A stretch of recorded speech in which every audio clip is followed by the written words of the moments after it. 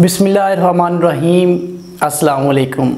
मैं हूं अब्दुर्रऊफ़ और आप देख रहे हैं मुंतज़िर टीवी। आज हम first year chemistry chapter number 1 से टॉपिक जो है कंबस्शन एनालिसिस, इसको स्टडी करेंगे। तो एग्ज़ामिनेशन पॉइंट ऑफ व्यू से देखा जाए तो ये टॉपिक जो है वो बहुत इम्पोर्टेंट है। तो कंबस्शन एनालिसिस क्या है, इसको डिफ़ाइन कैसे करते हैं, पहले इसकी हम डेफिनेशन देखें। तो डेफिनेशन क्या है, the analysis which is made to determine amount of element present in a compound by burning a known amount of organic compound containing carbon, hydrogen and oxygen in the presence of oxygen। ये क्या है, एक analysis है। किसके लिए analysis क्यों कर रहे हैं, किस लिए एनालिसिस हो रहा है? डिटरमिन अमाउंट ऑफ एलिमेंट, किसी भी एलिमेंट की अमाउंट को डिटरमिन करने के लिए। वो अमाउंट कहाँ पे मौजूद है? वो अमाउंट मौजूद है किसी कंपाउंड के अंदर, ठीक है। और इसको फाइंड कैसे करेंगे, कैसे डिटरमिन करेंगे? By burning a known amount of organic compound containing carbon, hydrogen and oxygen. कि किसी ऑर्गेनिक कंपाउंड की एक नोन अमाउंट लेंगे, वो ऑर्गेनिक कंपाउंड लेंगे जिसके अंदर कार्बन, हाइड्रोजन और ऑक्सीजन मौजूद होगा, उसको बर्न करवाएंगे ऑक्सीजन की मौजूदगी में। तो हमें क्या पता चलेगा? किसी भी एलिमेंट की अमाउंट का पता चल जाएगा। इस डेफिनेशन से ये हमें पता चल रहा है कि अमाउंट हम जो है ना वो किसी एलिमेंट की डिटरमिन करेंगे। वो एलिमेंट जो हैं वो मौजूद हैं किसी ऑर्गेनिक कंपाउंड में, और वो ऑर्गेनिक कंपाउंड जो है उसको हम बर्न करवाएंगे ऑक्सीजन की मौजूदगी में, ठीक है। तो कंबशन एनालिसिस जो है इसका ऑब्जेक्टिव क्या है, क्या मकसद है, क्यों कंबशन एनालिसिस की जाती है?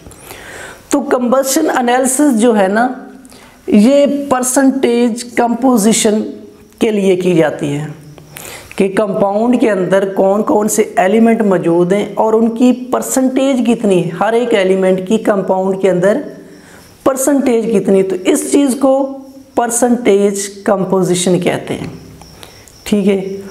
और दूसरी बात है कि ऑर्गेनिक कंपाउंड जो है जिसको हमने बर्न करवाना है, वो ऑर्गेनिक कंपाउंड लेंगे जिनके अंदर कार्बन, हाइड्रोजन और ऑक्सीजन मौजूद होगा। तो ऐसे कंपाउंड कौन से हो सकते हैं?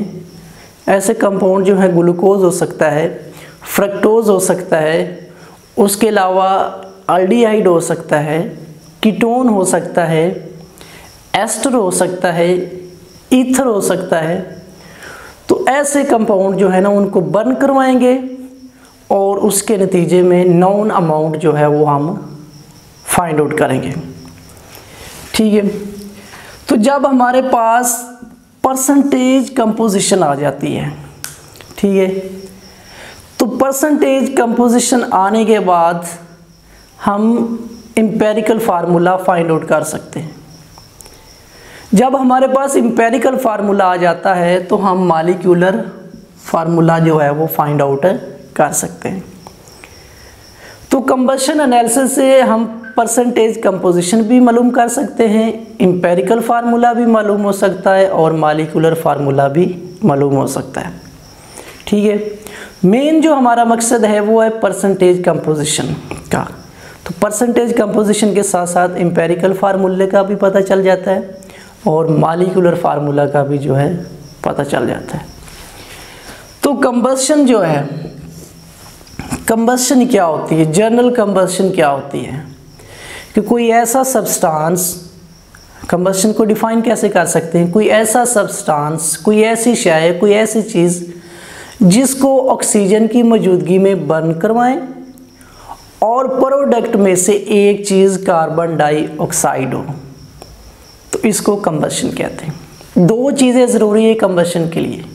नंबर 1 ऑक्सीजन की मौजूदगी में बर्न हो और जो प्रोडक्ट आए उसमें से एक प्रोडक्ट, एक चीज़ जो है वो कार्बन डाइऑक्साइड होती है। इस चीज़ को कंबशन कहते हैं। तो कंबशन एनालिसिस में हम क्या कर रहे हैं, हम OC ऑर्गेनिक कंपाउंड जो है उनको ऑक्सीजन की मौजूदगी में बर्न करवाते हैं, तो जिसके नतीजे में CO2 हासिल होता है, कार्बन डाइऑक्साइड, और दूसरा 7 प्रोडक्ट हासिल होते हैं। ठीक है, तो कंबशन के बाद हमारे पास मेन प्रोडक्ट क्या आता है, मेन प्रोडक्ट कौन सा आएगा? तो हमारे पास जो कंपाउंड है ना उसके अंदर कार्बन भी मौजूद है, हाइड्रोजन भी है और ऑक्सीजन भी है। तो जब इनकी बर्निंग होगी तो कार्बन से कार्बन डाइऑक्साइड हासिल होगा और हाइड्रोजन और ऑक्सीजन से जो है वो वाटर हासिल होगा। उसके बाद क्या आ जाता है जी, उसके बाद है इसका जी प्रोसीजर कि कंबशन एनालिसिस कैसे होती है। तो मेरे पास ना क्या है, एक ये कंबशन ट्यूब है। ठीक है, उस कंबशन ट्यूब के साथ एक और चैम्बर अटैच है और आगे फर्दर जो है वो एक और चैम्बर अटैच है। तो जो कंबशन ट्यूब है ना, इसको मैंने इलेक्ट्रिक फर्नेस के अंदर फिट किया, या कंबशन ट्यूब जो है वो इलेक्ट्रिक फर्नेस के अंदर फिट होती है। इलेक्ट्रिक फर्नेस के अंदर क्यों फिट होती है? क्योंकि टेम्परेचर इंक्रीज करने के लिए, उसको बर्न करना है। तो जो कंबशन ट्यूब है इसके अंदर क्या लेना है, ऑर्गेनिक कंपाउंड लेना है। कौन सा ऑर्गेनिक कंपाउंड? जिसके अंदर कार्बन भी मौजूद हो, हाइड्रोजन भी हो और ऑक्सीजन भी हो। तो ऑर्गेनिक कंपाउंड की नाउन अमाउंट लेनी है।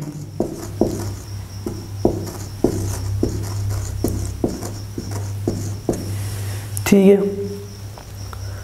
तो क्या करेंगे कि इस पूरे प्रोसीजर में हमें क्या पता चलता है, 3 चीज़ें हमारे पास हासिल होती हैं। नंबर 1 क्या हासिल होता है, मैस ऑफ ऑर्गेनिक कंपाउंड, जो कि हम शुरू में ले रहे हैं, जिसको हमने कंबशन ट्यूब के अंदर रखा, एक नॉन मैस लिया किसी भी ऑर्गेनिक कंपाउंड का। उसके बाद क्या किया कि बाहर से ऑक्सीजन सप्लाई की और इलेक्ट्रिक फर्नेस को ऑन किया, टेम्परेचर बढ़ाया, तो क्या हुआ कि ये ऑर्गेनिक कंपाउंड क्या हुआ, इसकी बर्निंग हुई। जब इसकी बर्निंग हुई तो बर्निंग के नतीजे में 2 चीज़ें बनी, CO2 और वाटर। तो दूसरी जो चैम्बर है उसमें मैंने क्या लिया, magnesium perchlorate, magnesium perchlorate. For example magnesium perchlorate जो मैं लिया है, इसका मकसद क्या है? मैग्नीशियम परक्लोरेट जो है ये वाटर अब्जॉर्बर है, वाटर को जज़ब करेगा। वो उस वाटर को जज़ब करेगा जो कंबशन ट्यूब के अंदर प्रोड्यूस हो रहा है ऑर्गेनिक कंपाउंड की बर्निंग से। तो उस वाटर को मैग्नीशियम परक्लोरेट जो है वो क्या करेगा, उसको अब्जॉर्ब करेगा, उसको जज़ब करेगा। तो मैग्नीशियम परक्लोरेट क्या है, अब्जॉर्बर है। और दो नेक्स्ट जो चैम्बर है उसके अंदर मैंने क्या किया कि 50% जो है वो KOH लिया, 50% पोटाशियम हाइड्रोक्साइड लिया। तो पोटाशियम हाइड्रोक्साइड जो है ये CO2 कार्बन डाइऑक्साइड अब्जॉर्बर है, कार्बन डाइऑक्साइड को जज़ब करेगा, जो कि कंबशन ट्यूब के अंदर ऑर्गेनिक कंपाउंड की बर्निंग से पैदा हो रही है, उसको क्या करेगा, अब्जॉर्ब करेगा। ठीक है, अब CO2 और H2 जो है वो पैदा हो रहे हैं। तो H2 जो है वो क्या करेगा, उसको मैग्नीशियम परक्लोरेट जो है वो अब्जॉर्ब करेगा। ठीक है, मैग्नीशियम परक्लोरेट जो है वो मैंने उसकी एक नाउन अमाउंट लिया। ठीक है, मैंने क्या किया, 2 ग्राम, फॉर एग्जांपल 2 ग्राम जो है वो मैग्नीशियम परक्लोरेट लिया। तो जब वाटर इसके अंदर अब्जॉर्ब हो गया तो इसका मैस जो है वो 2.5 ग्राम हो गया। ठीक है, तो इसका मतलब है कि जो वाटर उसके अंदर अब्जॉर्ब हुआ है उसका मैस जो है वो 0.5 ग्राम है। तो पहली चीज़ क्या थी, मैस ऑफ ऑर्गेनिक कंपाउंड। दूसरी चीज़ हमारे पास हासिल होती है मैस ऑफ वाटर। अब वाटर जो है वो इसके अंदर अब्जॉर्ब हो गया मैग्नीशियम परक्लोरेट के अंदर, CO2 जो है वो आगे KOH के पास जाएगा, तो 50% KOH जो है वो इसको अब्जॉर्ब करेगा, इसको जज़ब करेगा। तो 50% जो KOH जो मैंने लिया है उसका मैस फ़र्ज़ करें कि 1 ग्राम है, तो जब उसके अंदर CO2 अब्जॉर्ब होगी, CO2 जज़ब होगी, तो उसका मैस क्या हो गया 1.2 ग्राम। तो 0.2 ग्राम जो है जो इसके अंदर इजाफा हुआ है वो किसकी वजह से हुआ है, CO2 की वजह से, जो कि उसके अंदर जज़ब हुई है। तो तीसरी चीज़ क्या हासिल हो जाती है, मैस ऑफ CO2। ठीक है, अब 2 बातें जो है ना वो आपने ज़हन में रखनी है। कौन कौन सी? नंबर 1, जो आप मैग्नीशियम परक्लोरेट ले रहे हैं, सॉरी आप जो 50% KOH ले रहे हैं पोटाशियम हाइड्रोक्साइड, इसको आप इंटरचेंज नहीं कर सकते, इसको आप पहले चैम्बर में नहीं ले सकते।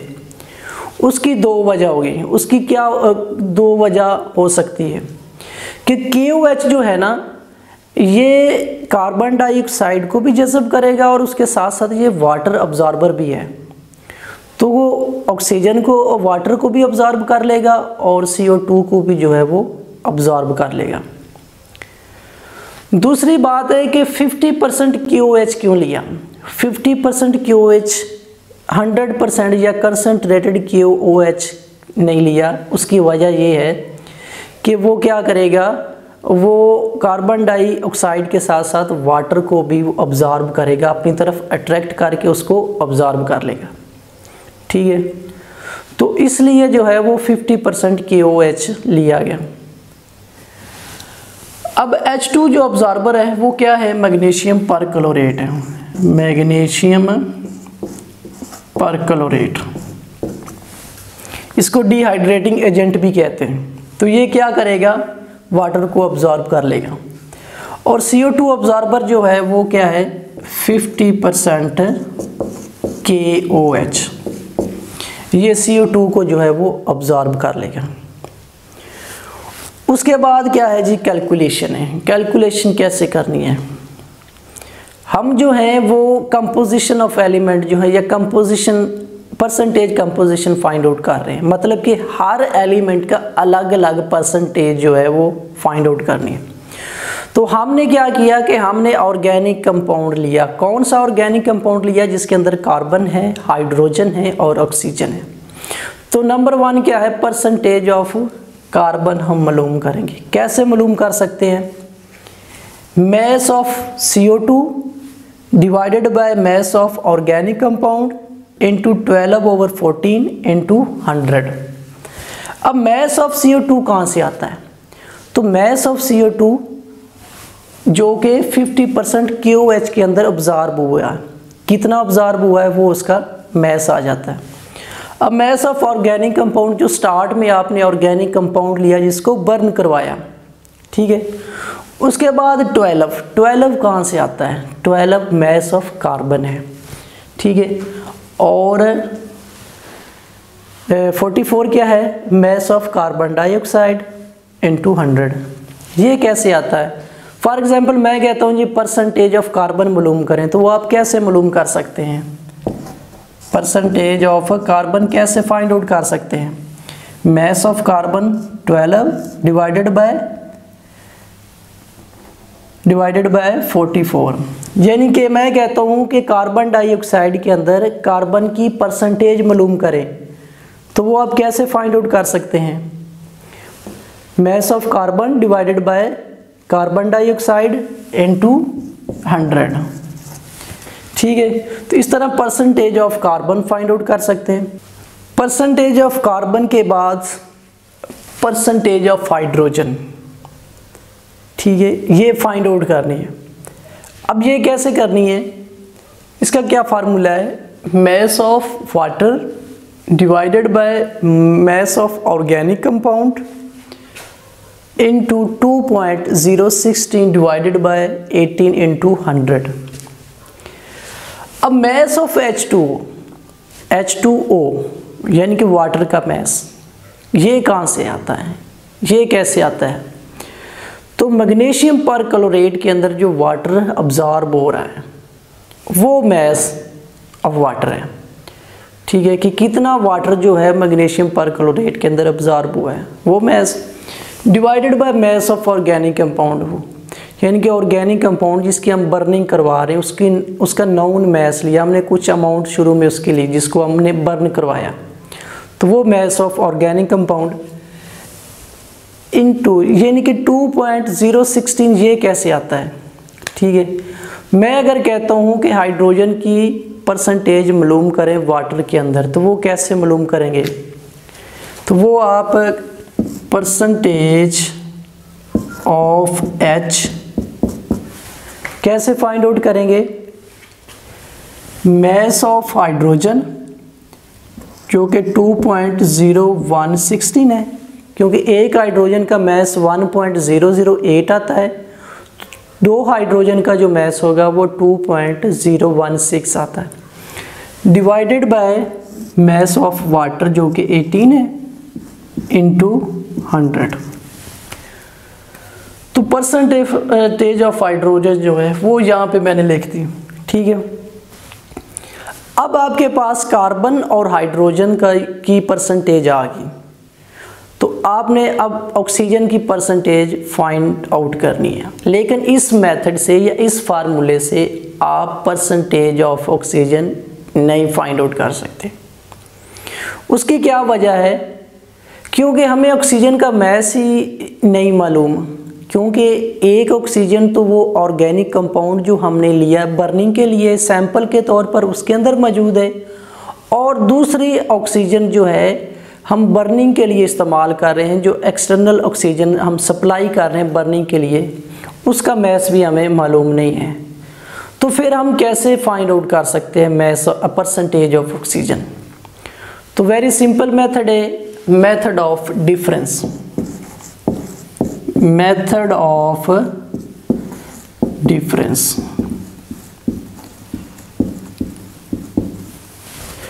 फॉर एग्जाम्पल आपके पास 3 एलिमेंट हैं किसी कंपाउंड के अंदर, उन तीनों का जो सम है ना वो 100 के बराबर है, और उन तीनों में से 2 का मैस या 2 की परसेंटेज तो आपको पता है, लेकिन तीसरे की नहीं पता। तो आप क्या करेंगे, उन 2 का सम करेंगे, उन 2 की जो परसेंटेज है उनको ऐड करेंगे और 100 में से माइनस कर लेंगे, तो आपके पास तीसरे एलिमेंट की जो परसेंटेज वो आ जाएगी। इस तरह ऑक्सीजन की परसेंटेज मालूम करने के लिए आप क्या करेंगे कि 100 में से परसेंटेज ऑफ कार्बन और परसेंटेज ऑफ हाइड्रोजन जो उसको माइनस करेंगे, तो आपके पास परसेंटेज ऑफ ऑक्सीजन आ जाएगी। तो ये टॉपिक जो है ना combustion analysis examination point of view के हवाले से बहुत अहम है। ये लॉन्ग क्वेश्चन भी आ सकता है, इसके रिलेटेड न्यूमेरिकल भी आ सकता है, इसमें से एमसीक्यूज़ भी आ सकते हैं। फॉर एग्ज़ाम्पल वो पूछ सकता है कि CO2 ऑब्जॉर्बर कौन सा है, या वाटर ऑब्जॉर्बर कौन सा है, या इसमें से क्वेश्चन आ सकता है कि why we can not determine the percentage of oxygen, या ये क्वेश्चन आ सकता है कि why we can not determine direct percentage of oxygen. तो डायरेक्ट क्यों नहीं फाइंड आउट कर सकते, तो उसकी वजह ये है कि हमें ऑक्सीजन का मैस मालूम नहीं है। ठीक है, तो ये कंबशन एनालिसिस एक टॉपिक था फर्स्ट ईयर से, इसके रिलेटेड जो है अगर आपके ज़हन में कोई क्वेश्चन है तो आप कमेंट में ज़रूर पूछिएगा। उसके अलावा अल्लाह आपका हामी और नासर हो। खुदा हाफिज़।